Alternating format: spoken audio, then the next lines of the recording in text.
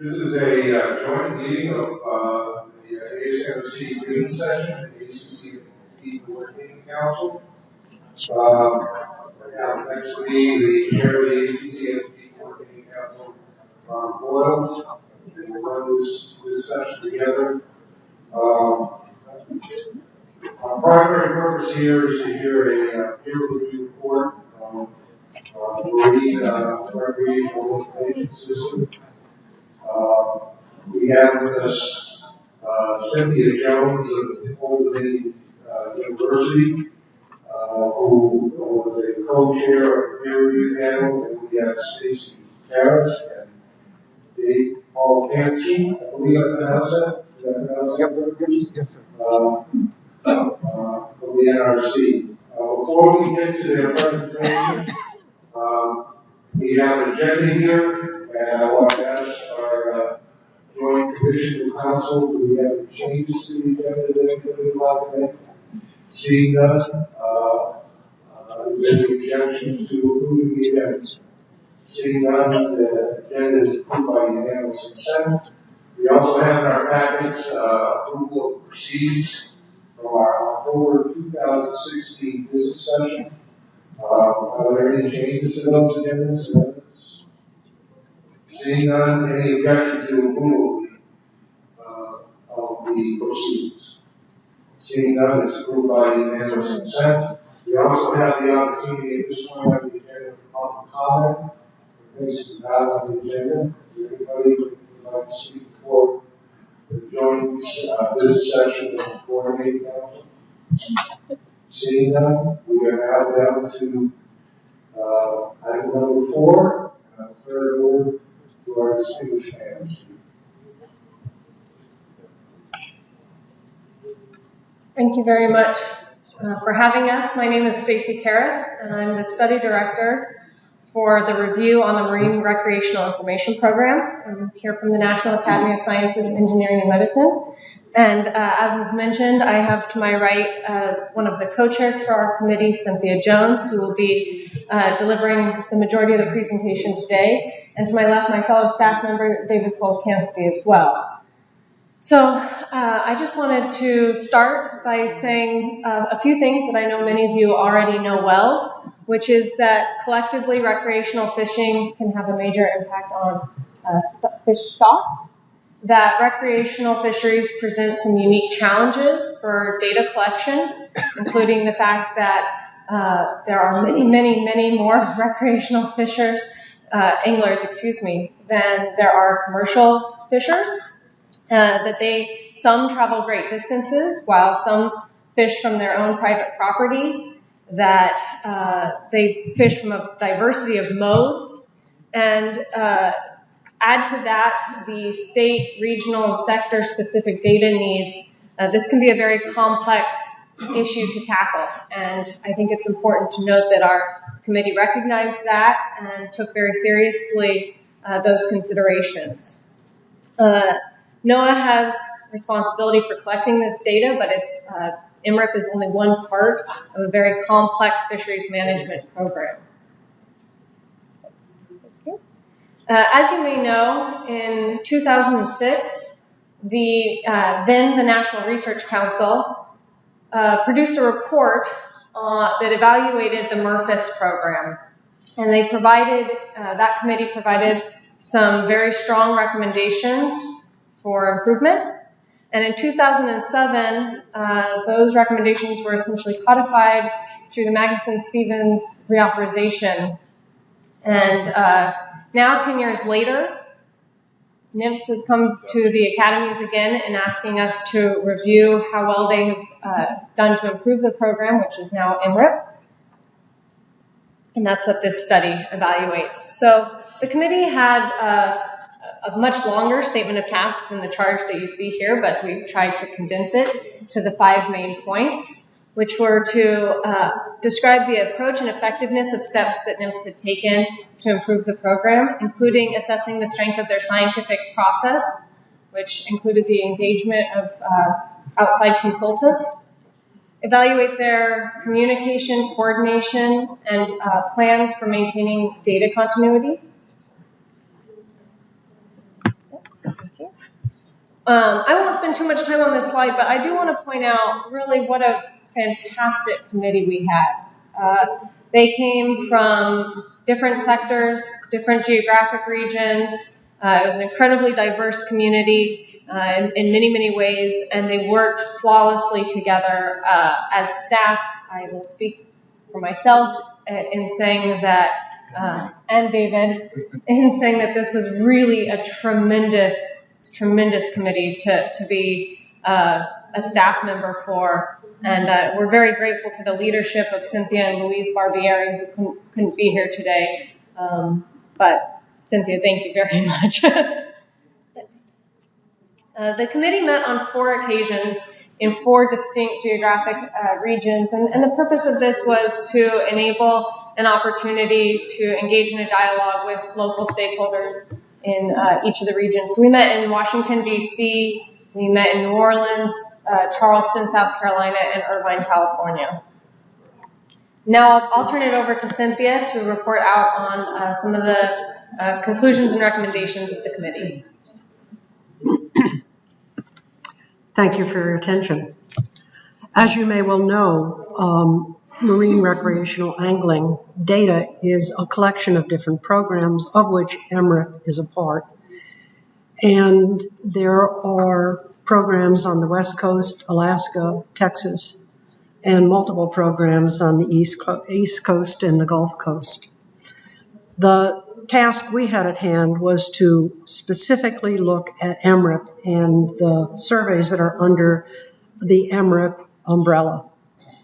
Task 1 was to focus primarily on looking at the statistical validity of the Fishing Effort Survey and the Access Point Angler Surveys, which are the backbone of MRIP.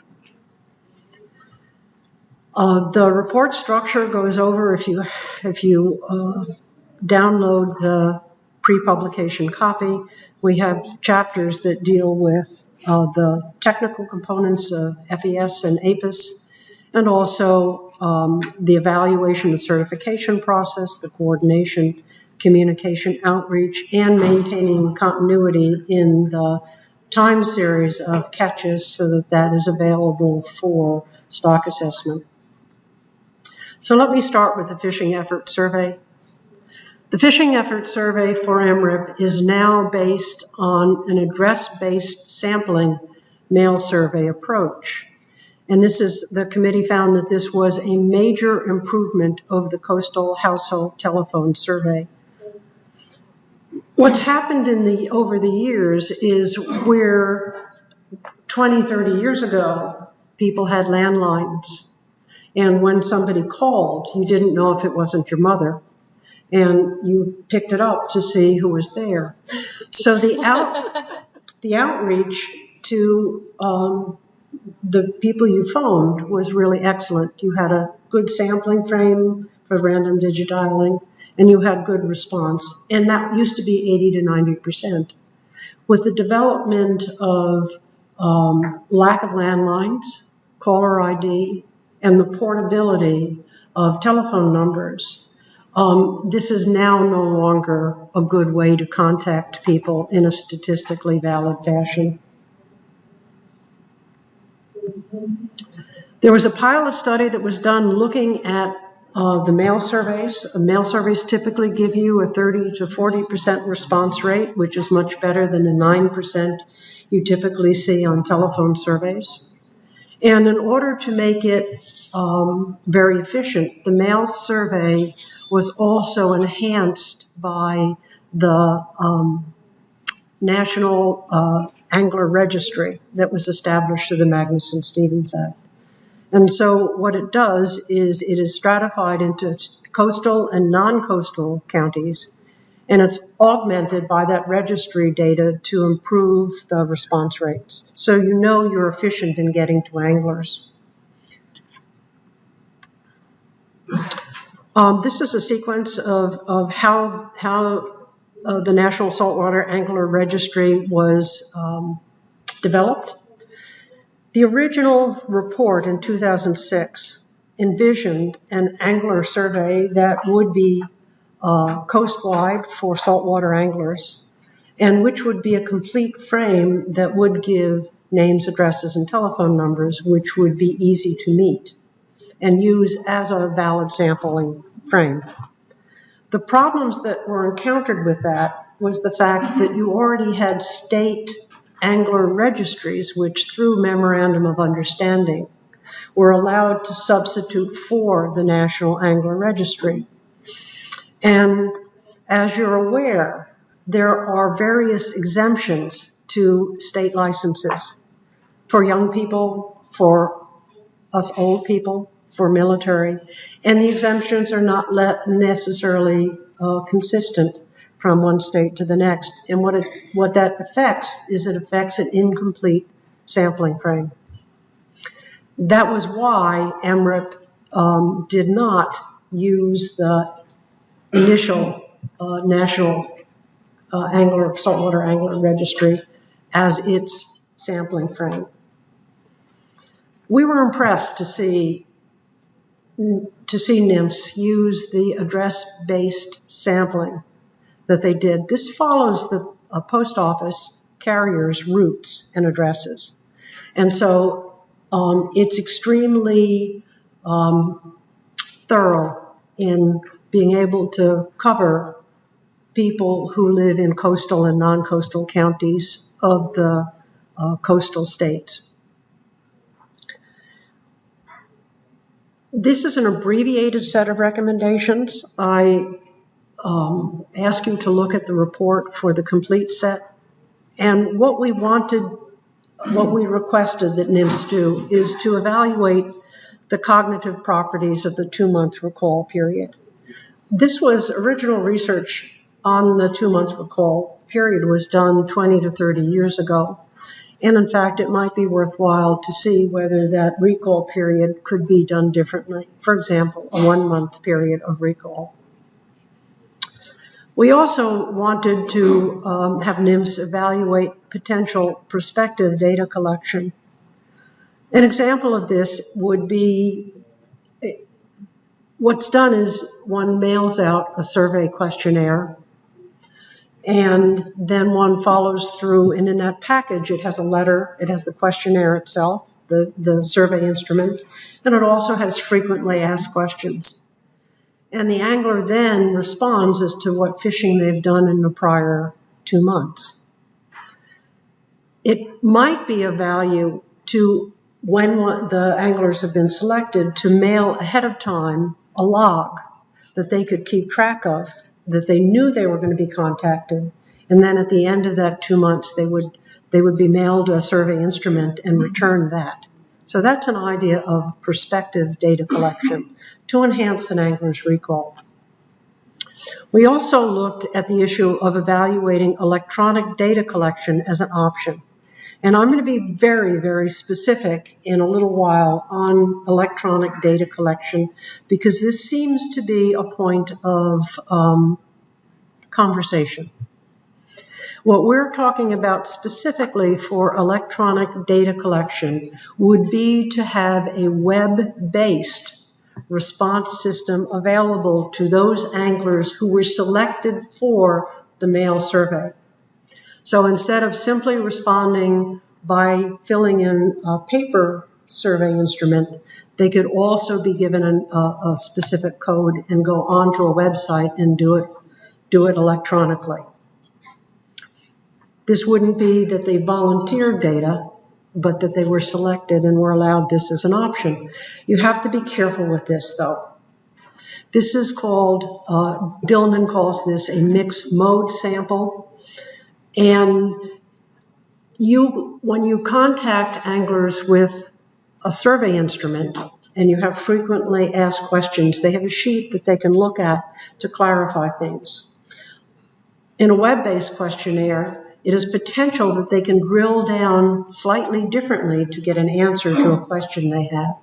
And they may, in fact, respond to specific questions differently. And so that has to be addressed. It's not a simple thing.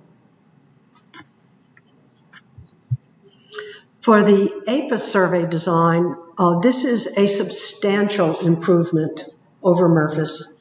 This is now on sound survey sampling scientific basis. It is a probabilistic sample, and it is done correctly. Sampling is now done throughout the day and night with emphasis on the busiest periods. This is a perfectly valid way to do a survey. The samplers are no longer allowed discretion in where they can go. When they have an assignment at a specific site, they have to be at that specific site for the time that they are assigned. There used to be a cap on the number of interviews, and now there is no longer a cap. So if 100 anglers come off the fishery, you can interview all 100 and certainly count them. In the new survey design, there is a likelihood of a site-time combination. And let me just say this. The sampling frame for APIS is a site-time sampling unit in that list of site-time available periods. And so one selects a site and time from that with a probabilistic base. The combination is selected to be proportional to the past effort that has been noticed at that site at that time. So you are sampling at the busiest sites and the busiest times more frequently than you are sampling at less used sites that are less frequently used by anglers. Nonetheless, all sites at all times are available, and this is a valid sampling frame. The site registry is now available for the state survey agents to modify, and so it continually undergoes updating. The one thing that is true of APIS, since it's at public sites, private access sites are not sampled. Whether this is an issue or not depends on your location.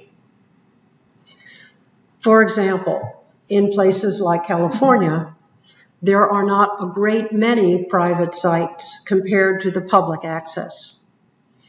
In Virginia, there's about 40% of the fishing comes from private sites, depending on the location and depending on what species is sought. The other issue is that the number and size of discarded fish is largely self-reported. You have small boats, you have 2 people going out in a boat. You certainly can't put an observer on the boat with a private trip. Out-of-state anglers are sampled in APIS. Now, as I said for the FES, for the effort survey, you are putting mailings to the coastal states. So you're not sending a survey questionnaire to Kansas. Nonetheless, an angler from Kansas may well come to fish for the wonderful striper fishery we have on the Chesapeake Bay. And they will not be picked up in the FES, but they will be picked up in APIS. And an adjustment is made to FES to account for those out-of-state anglers. Again, a very valid statistical approach. For-hire surveys are often lumped as a unit. And what I learned during the committee meetings was there really is heterogeneity in the for-hire survey. So you have 6-packs and you have guide boats that are small, and they can leave from public sites at various times throughout the day. In comparison, the head boats and the for-hire charter boats typically have a known dockage, and they leave and come back at known times. So the way you would survey these 2 groups would not be the same. And in fact, the small vessels, the small for-hire anglers are sampled through APIS quite nicely, and the larger vessels are sampled separately weekly. Electronic logbooks have been tested in the Gulf states for the for-hire fishery, and when we heard from the for-hire charter captains, they were enthusiastic about what this would bring them. the advantage of using electronic logbooks is that you can have QA/QC incorporated into the electronic format, and that is available immediately upon completion of the angling trip. So the recommendations for the abbreviated recommendations for APIS are that we would like NIMS to investigate small area estimation procedures for small domains. And what does this mean? It means that the combination of APIS and MRIP was done for a larger scale regional approach to obtain estimates of catch from the recreational fishery. When you have specialized fisheries in small areas, it calls for slightly different estimation procedures. You need to be there in places at specific times in order to get those kinds of fisheries well estimated. We also wanted them to conduct pilot studies to determine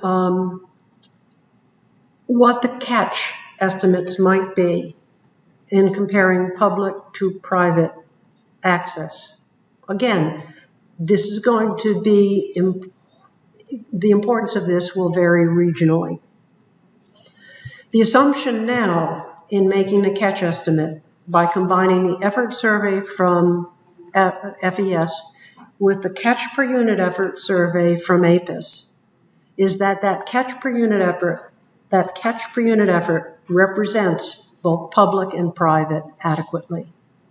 If there are major differences between public and private, then you will not have the best estimates for catch. The other issue is to continue to look at anglers reporting catch using an app compared with using a traditional intercept interview. I'm going to stop for a minute and I'm just going to discuss the electronic reporting, and this is a good place to stop and discuss it. There are 4 major ways electronic reporting can be done. One is through the FES, as I've mentioned, where you have a website, and the angler is picked through a known probability selection from a sampling frame of addresses, contacted and then given the option to report either through the mail or through a website. The other is for APIS. You can use hardened electronic tablets so that the interviewer can then take down the information from the interview on a tablet where, again, QA/QC is incorporated electronically and the interviews can be uploaded at the end of the interviewer's assignment. And these would give you efficiencies. The third way is to have electronic reporting in the for-hire survey, for which there has been, the people we met with were enthusiastic. It has a lot of advantages. Again, they report instead of a written logbook or a telephone report. They're reporting electronically at the end of their trip. And in fact, that electronic communication can give them information about added information that will help them be more successful in their business. The fourth way is, what do we do about uses of angler apps? And this is a much more difficult issue statistically. You have to have a sampling frame from which you can draw probabilistic samples in order to make reliable estimates, not ad hoc estimates. And I'm going to give you an example. I know that anglers are eager to report their data and want very much to contribute to MRIP. But let me give you an example. I have 5 anglers, and they're going out fishing for, let's say, red snapper. And they've promised their spouses that they're going to come home with dinner. Nice fresh fish. And so they go out. 4 of them catch nothing. They're bummed out. They're going to have to stop at the grocery store. I don't know if that were me, I wouldn't report that in an app. I'd go home and have a beer or perhaps a scotch. The 5th angler catches 5 fish. Very proud. Takes pictures on his iPhone, puts it on Facebook, and reports it. Volunteers it. To the statistician looking at that, to the person looking at that, they don't know about the 4 people who caught nothing. They only know about the 1 person who caught 5. And so the average angler's catch is 5 fish per angler. Not 1. Not 5 fish over 5 people, 1 fish per angler, which is the correct estimate. That would serve as a distinct disadvantage to the angler. In order to use apps, there has to be a proper statistical design that underpins it. And that is not easy. And so we need to communicate with anglers and so that they better understand this is not Nymph's dragging its feet. It is an issue that perplexes survey samplers.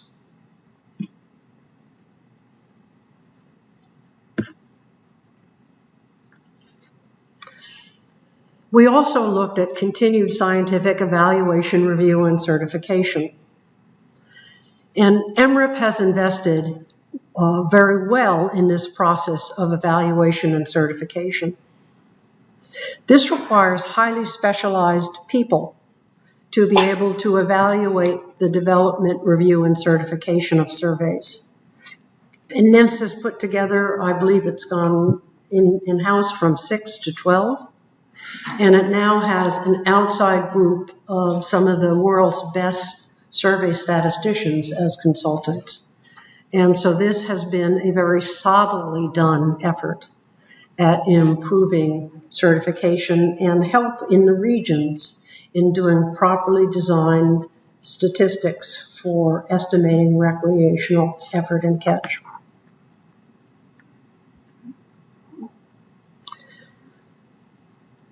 MRIP has also done groups of workshops, conferences, and symposium. I believe it was on page 74 of the report. I was looking at it clearly before I came up, where there was just a really thorough list of workshops and conferences. Again, they have now hired a group of excellent, world-renowned survey statisticians. They also have, it's 67? 67. 67. David's here to correct me. Sorry. They also have pilot studies program that's well reviewed, and that is to look at new technologies and how new technologies can be employed for better data access and better data and coverage. There is a certification process in place, and the NIMS has also put together training of interviewers through the states. The MRIP program is now an umbrella. You not only have the APIS and the FES, but you also have some state programs that are now certified through MRIP that deal with specific state and regional based surveys. And the certification process shows that they pass the muster of a good survey sampling design. The training of interviewers is now done through the states.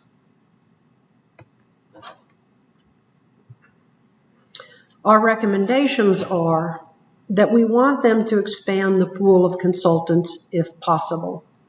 And let me explain why. With the pool of consultants they have now, it is difficult to evaluate all of the surveys coming up for certification. And so it is a more lengthy process than would have occurred were there more good survey statisticians available to review those designs. And so we would like them to expand, if possible, that technical advice. The other thing is that we would like them to expand in for cognitive issues and also streamline that certification process if possible. One of the places where we heard consistent praise was from the degree of coordination that MRIP had effected with the states and the regions. That in fact, the multi-jurisdictional nature of that management made coordination complex in its challenges, but that it was important that that be well done for fisheries management.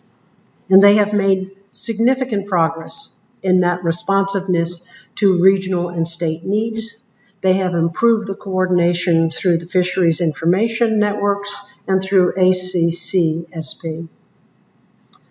So MRIP certification now includes integration of more specialized surveys underneath the MRIP framework.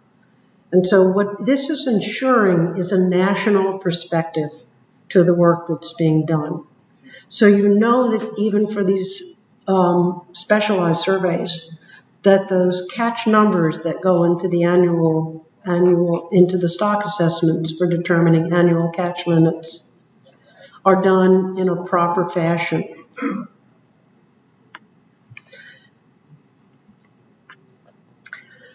Some of the recommendations were to evaluate whether the design of MRIP is compatible with the needs of in-season management for annual catch limits.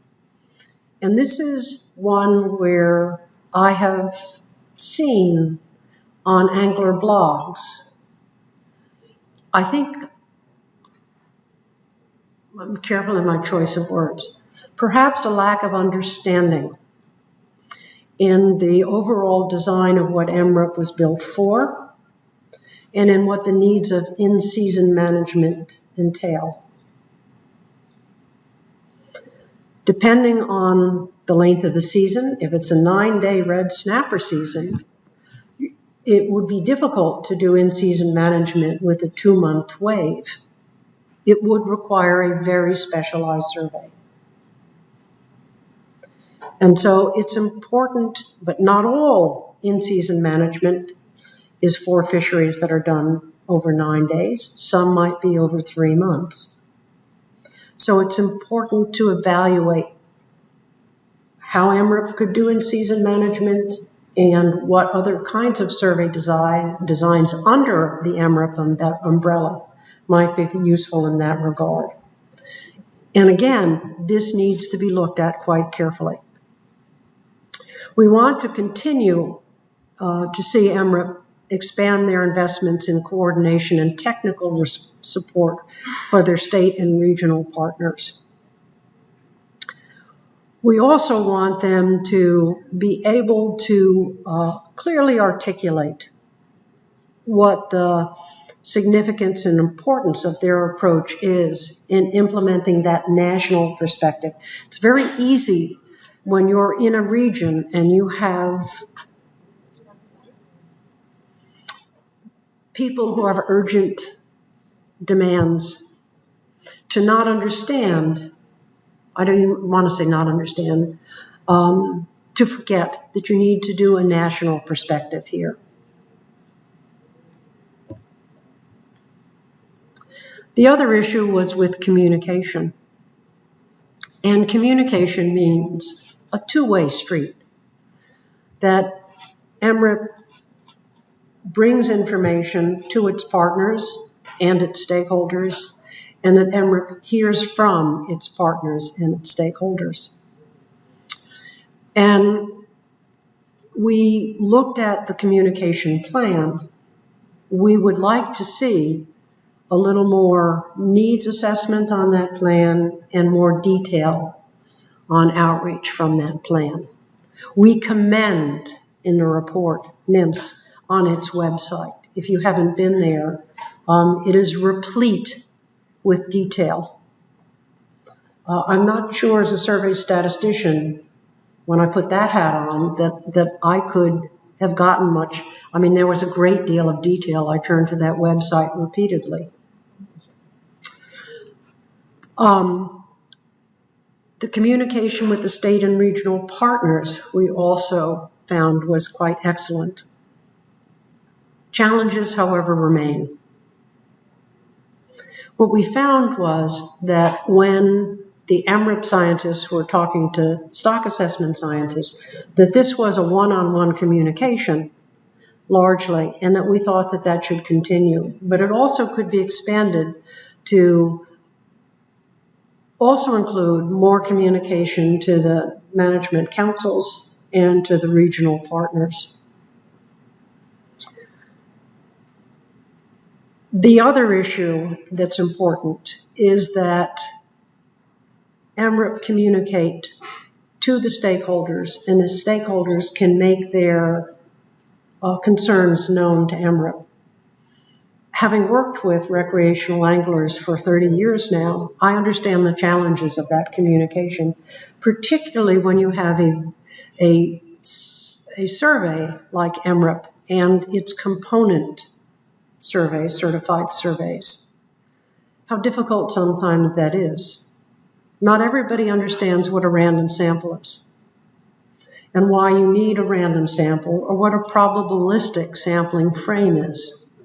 When I say that to anglers, they look at me because they're not sure I'm not speaking in a foreign language to them sometimes.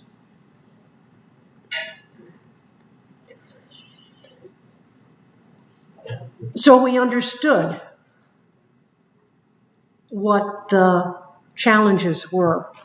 We were also concerned that the communication staff is now 2 FTEs.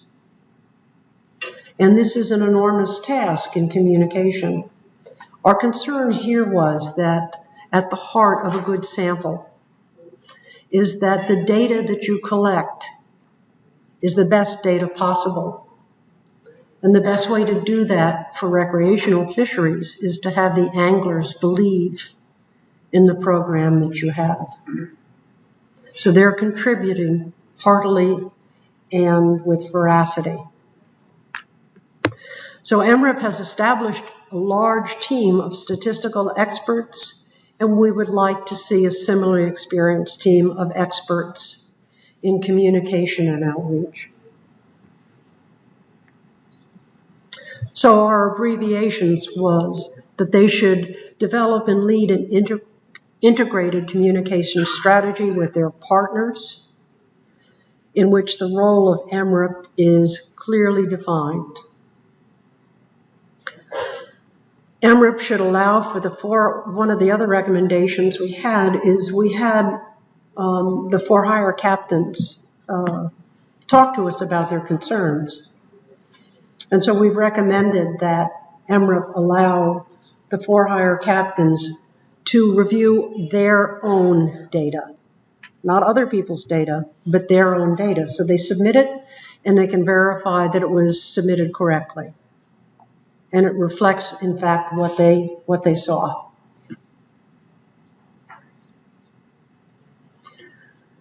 We would like them to, the next component is maintaining continuity. And let me go back on a second to just go back for the communication. We also would like to see NIMS be able to index its data reports and communications so that the interested party can easily see what is the most current document that's available on a specific issue. Now that I've said that, let's talk about maintaining continuity. And when we talk about maintaining continuity here is we're talking about the catch time series. because in this catch time series, this is what is being used in stock assessment. There are changes over the time series, and that certainly from going from MRFIS to MRIP, in that we went from an on-site survey that was not properly probabilistically based to one that now is properly based. And that makes for problems in the time series and challenges in dealing with it. Calibration workshops have been done, and MRIP has recognized that calibration is critical. However, what you don't have is long side-by-side estimation where you use the MRFIS structure against the MRIP structure. I don't go into detail about that, but you can understand the complexity of doing a long side-by-side comparison with the expenses. And so that's true for almost all areas. The future calibration efforts are going to be most useful if they are accompanied with advice on the implications of that calibration method to stock assessment and to the management reference points.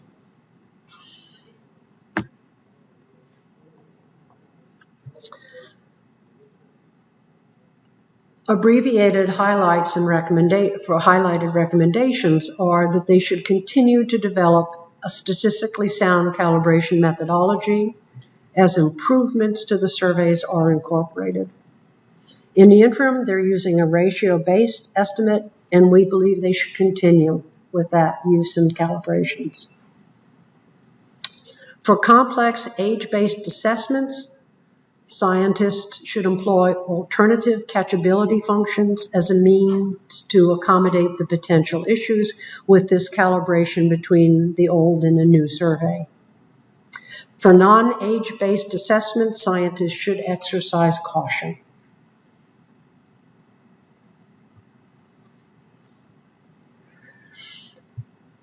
One of the members of our committee brought up something, and the problem with calibration is a near-term problem with calibration over the next few years.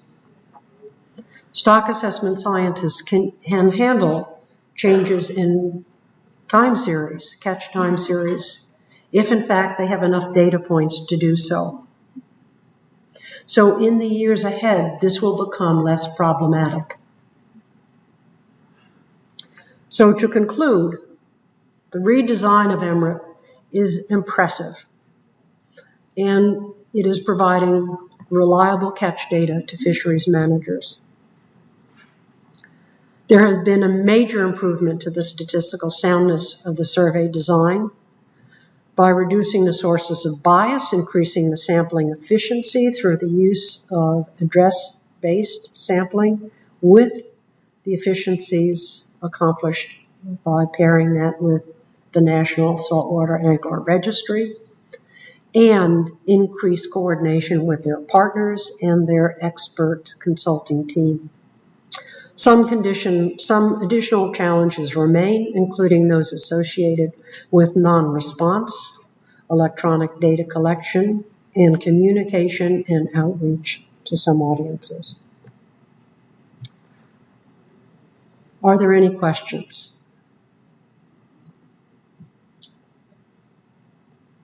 Any questions? Laura? Yes, thank you, Mr. Chairman. And thank you, Cynthia, for a very, very interesting report to us. Assuming that we still continue to have on-site oral interviews with anglers, sometimes at very busy locations, for example, where head boats would be docking, especially several head boats would docking right at sunset, for example. Is there a threshold time frame where anglers are willing to wait to be interviewed, and finally, if that threshold is exceeded, then just walk away with unreported data? And if that's the case, what are the implications in terms of accuracy of conclusions? Thank you. I'm going to draw both on the committee and also include my experience with this. When I worked with Douglas Robson developing the New York Great Lakes Angler Survey, we addressed this issue directly in terms of when anglers exited a site, because we were also looking at on-site interviews. The value of an on-site interview is that you can verify the catch numbers and the species. And survey statisticians love our hearts beat stronger when we can verify data. So there is an advantage, and it can also be done well probabilistically. What Doug and I addressed was when we were at busy sites at busy times of day, and anglers were coming off faster than our teams could interview them. And queuing theory shows that if you pick the next available party, you have an unbiased estimate of catch per unit effort. But what you also do is you count all the anglers leaving. And that's a viable approach. And even, for head boats or any other group, as long as you're getting the next available angling party and you're keeping count of all the people who are leaving, you have a good estimation procedure.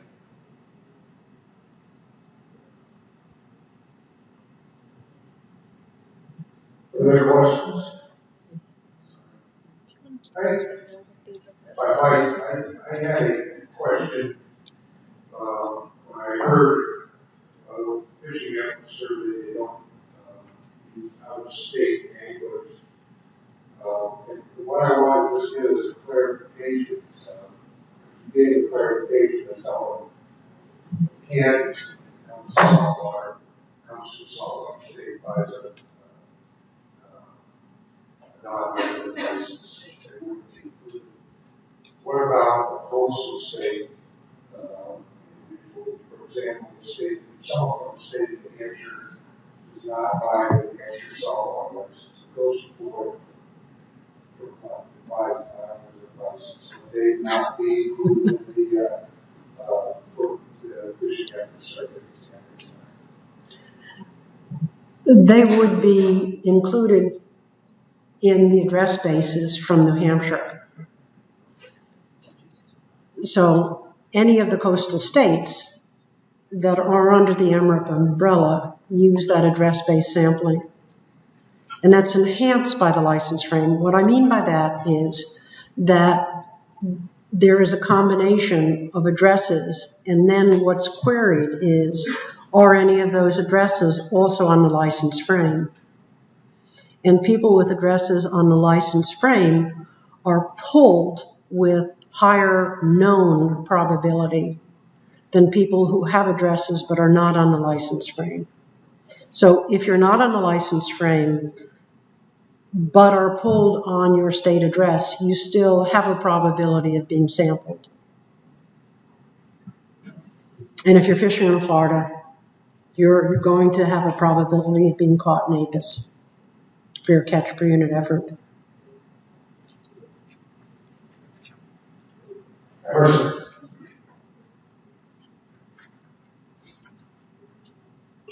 Thank you, Mr. Chairman. Thank you, Cindy, for your excellent report for the work of the committee. Maybe you covered this in your report, and this is awesome. My question is, sorry for the feedback. My question is, in the way that the survey was previously designed, the broader the area that one looked at relative to recreational catch, the better the survey product was. In other words, coastline, a little bit better than regional, a little bit better than the state. With this redesign of the survey, are the results any better on a smaller scale, state by state? One would have to look at that very specifically. When you say it's better, what you're talking about is the variance estimators, basically. And the variance estimators depend on two things. They depend on the probability base that you're using, but also on the number of samples that are taken. And so MRIP is built on a coastal state basis. When you get down into specific areas, it may or may not serve well depending on the length of time that a specific species is sought and also the area over which the species is sought. Now, I take my hat off right now in speaking for the Academy, and I'm going to speak to you from my personal experience. MRIP is not designed to estimate black drum in the month of May very well. When it comes into Chesapeake Bay and is caught on the eastern shore, it isn't always predictable depending on what the water temperatures are, and the run goes for 2 to 3 weeks. It's done at a couple of sites on the eastern shore where it is a traditional food. As a surveyor, I wouldn't use a broad scale survey designed to try to deal with that fishery. If I needed to know about that fishery in detail, I'd have a very specifically designed survey that would effectively sample sufficiently that I would have enough sampling events that I would have a good variance estimator on my estimate of effort and catch.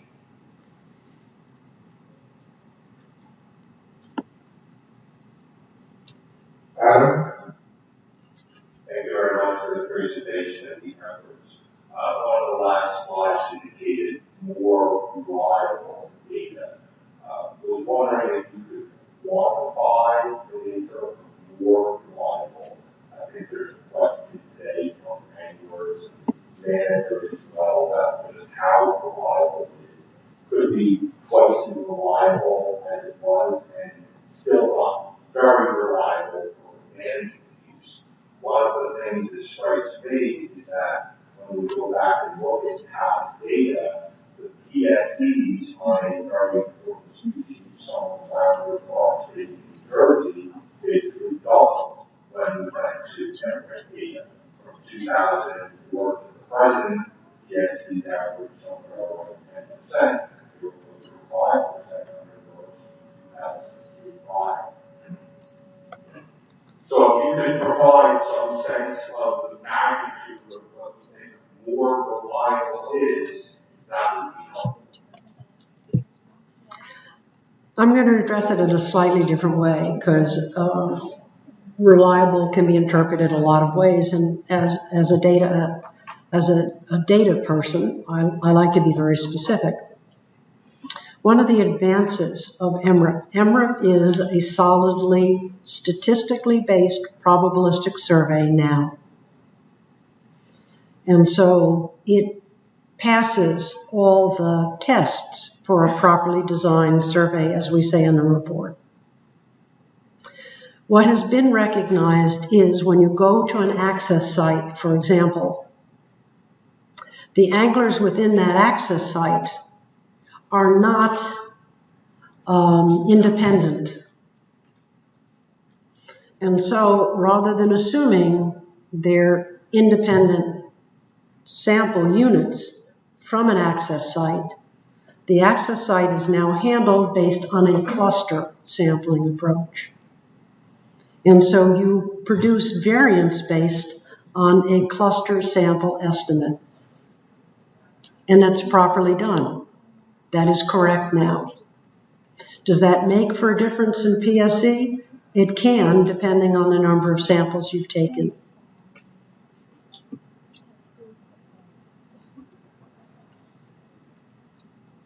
Martin? Thank you, Mr. Chairman. Thank you, Dr. Jones.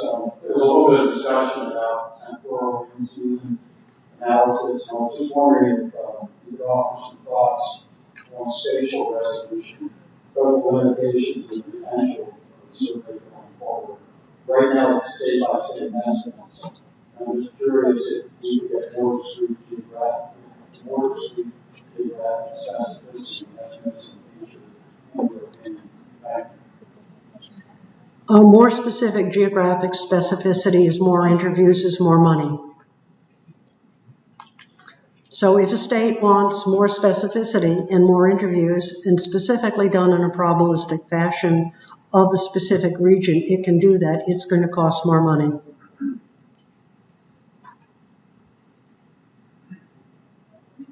Does that answer your question?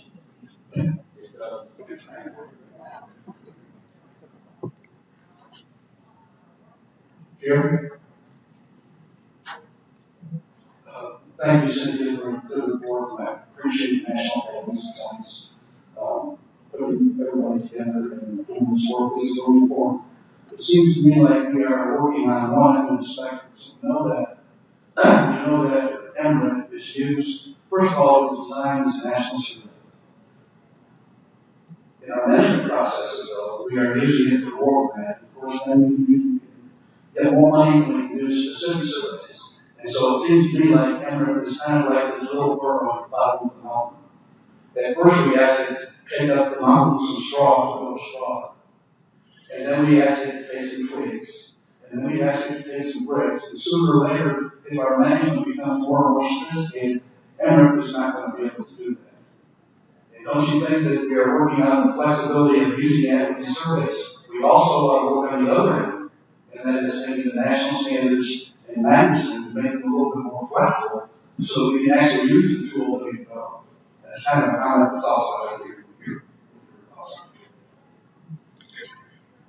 I speak for the committee in that we recognize the complexity of sampling with the national perspective. I often say to students, it's not rocket science, it's harder. This is a very complex survey. It has the flexibility in the certification process to certify very specific surveys and to ensure that they're being sampled properly and fit into a national perspective. But yes, the committee recognized that MRIP was being asked to do things that it hadn't originally been designed for.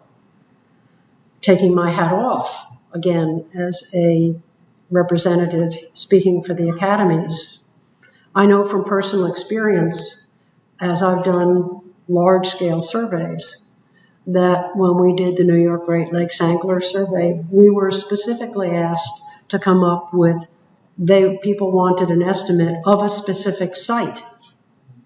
And we told them that was not our original task. And to do that, you need specific survey designs for those different competing needs. So I've experienced this personally, and I have some sympathy for when one is asked to design a survey for general purposes, and then once that design is done, that design is criticized because it wasn't asked for something else that it was never designed to do.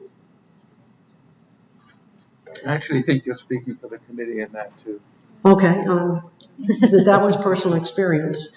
I really value the certification process because it allows targeted sampling to be done with the advice and the expertise of some of the best technical experts in the field, so that the state can, in fact, affect very specific survey designs for very specific purposes that are also recognized as providing very solid data that does meet those national standards. Chris? Thank you. Second question is to see if the report had any recommendations or comments regarding incorporating new technologies such as e-reporting and real-time reporting. We do address this in detail in the report, and I think I broke it down for you in those 4 kinds of recommendations on electronic reporting. We've seen that MRIP is moving forward in a reasonable fashion on 3 of those. As I said, the 4th one is very problematic. I was at a meeting years ago with another survey statistician, and people were pushing for this electronic response of anglers who are volunteering their data. And Lynn and I both almost simultaneously said, this gives us heartburn. Again, for that very reason, because you have those 5 anglers who went fishing, but you only know the one that reported. And you only know the one that reported because they had a smartphone, and not every angler has a smartphone. And so if you're not careful with electronic reporting, you can get extremely biased data that will result in potential damage to the fishery. This is why statisticians want you to be very careful in using that kind of volunteered data that has no probability base, because we don't know what the heck to do with it. Now, there are ideas out there. MRIP is exploring those ideas, and I think as they develop, they will answer the question. But anglers just want to put an app in. And I think if one thing we've learned through that kind of volunteer data and social media, you can get a very wrong idea about what's going on in the world. Okay. Yes, I'd just like to comment. You know, I work with URU, and certainly improvements are coming from days worse. And I'm struggling to get people on my shoulder. First, people right there on their here and presented problems and real problems. And you can be sleeping in their car all night. You know, so it's immersed evaluator sleeping in the car under a lot of pressure and good data. At any rate, I am vice chairman of the National Charter Association. And electronic reporting is both right now and should be the best possible data. But it is causing a lot of problems. And specific areas such as maybe in Midland and Chesapeake Bay is probably further along than a lot of other places. And I know the goal that you're making progress, but it's still a big problem for these people to adapt to. And it's more on another problem with the advent of catch shares. There's a lot of people out of our industry, and particularly young people trying to get in. There's an emphasis on overestimating your catch reports. Because allocations in some areas is based on catch reports. So you're getting something there that's working to the disadvantage of a lot of people. But people looking out for their own personal interests are inflating their reports. And we're trying to stop that because it does hurt the own people in specific areas that, you know, are needing to have accurate reports rather than inflated reports. But it's something that has just come up in recent history, the last year and a half, with the progress of catch shares and the entrepreneurship that's going into that. So I just wanted to mention that. And, as you continue down your path, maybe try to get you one of the National Charter Association meetings. The statisticians, survey statisticians, are very aware of the value of self-reported data and its limitations. One of the reasons that the APIS is strong is because you're observing trips and you're observing catch. The further away you get from a direct observation and validation, the more you rely on the veracity of the person doing the self-reporting. That's all I can say. It behooves you to encourage them to be honest. Further questions, Dave? I'm sorry? Lots of Lots of luck with that. Might be a little more elementary, probably more sort of application and, having said, the past couple of years, trying to attend as many meetings as I can, up and down, for Cincinnati, South Atlantic, United States. I've seen instances like, for example, Jordan, someone earlier about when they showed zero landings for particular species in their state. Not only common fish, but probably a lot more rare than others. And then mid-Atlantic, maybe 2 or 3 captures, which spread out to hundreds of thousands of pounds of recreational landings. Given that sometimes we're trying to use baseball bat for the screw, so to speak, not necessarily using the tools intended, but other than the PSCs, are there other measurements, so to speak, of confidence or ways in which we can use this to add sort of grain of salt to take with any information you might have on that? Sample size is paramount in getting good estimates. Sample size in this case means for on-site, it means the choice of site-time combination. So the state can come up with enough money to sample 10 or 50. The PSC is telling on that because it is telling you, it is indicating not only the inherent variability in the data, but also the amount of sampling you've done to evaluate it.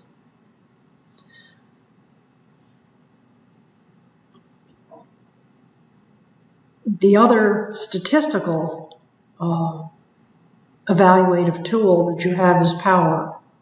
People forget about power analysis. And given the variability in the data and the number of samples you have, you can look at the power of the type of surveying you've done and see, in fact, whether or not it can show differences when differences do exist because of the level of sampling you've done. So there are tools available, but the ultimate tool in getting a good estimate is to get enough sample size.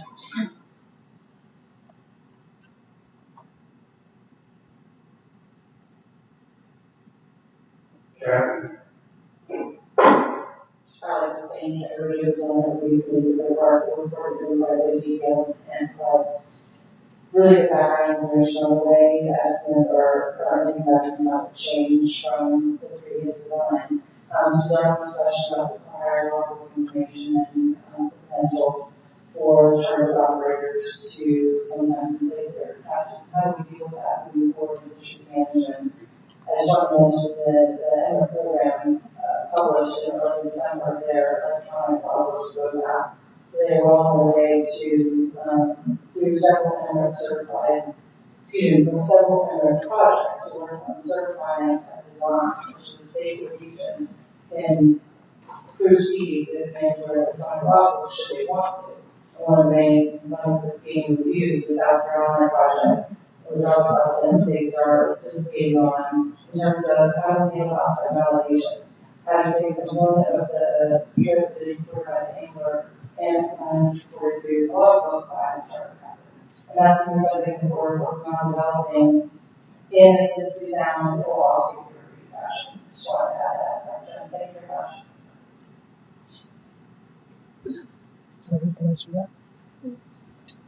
Always good to validate. Thank you, Mr. Chairman. Not a question. Dr. Jones, you, Stacey, first of all, thank you for coming. I just wanted to recall that it was 10, 11 years ago we were at the table and hearing words like federal law.